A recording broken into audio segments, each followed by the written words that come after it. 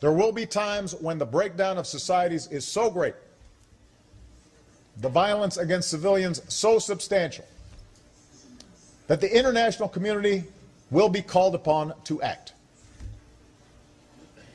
This will require new thinking and some very tough choices. While the United Nations was designed to prevent wars between states, increasingly we face the challenge of preventing slaughter within states. And these challenges will grow more pronounced as we are confronted with states that are fragile or failing. Places where horrendous violence can put innocent men, women, and children at risk with no hope of protection from their national institutions. I've made it clear that even when America's core interests are not directly threatened, we stand ready to do our part to prevent mass atrocities and protect basic human rights. But we cannot and should not bear that burden alone. So we live in a world of imperfect choices. Different nations will not agree on the need for action in every instance, and the principle of sovereignty is at the center of our international order.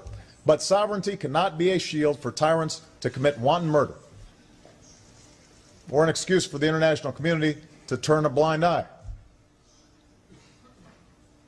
While we need to be modest in our belief that we can remedy every evil, while we need to be mindful that the world is full of unintended consequences, who are we to believe that today's challenges cannot be overcome, when we've seen what changes the human spirit can bring?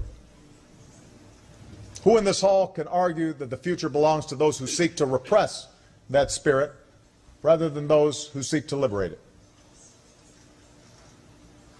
I know what side of history I want the United States of America to be on. We're ready to meet tomorrow's challenges with you, firm in the belief that all men and women are in fact created equal, each individual possessed with a dignity and inalienable rights that cannot be denied. That is why we look to the future not with fear, but with hope. And that's why we remain convinced that this community of nations can deliver a more peaceful, prosperous, and just world to the next generation. Thank you very much.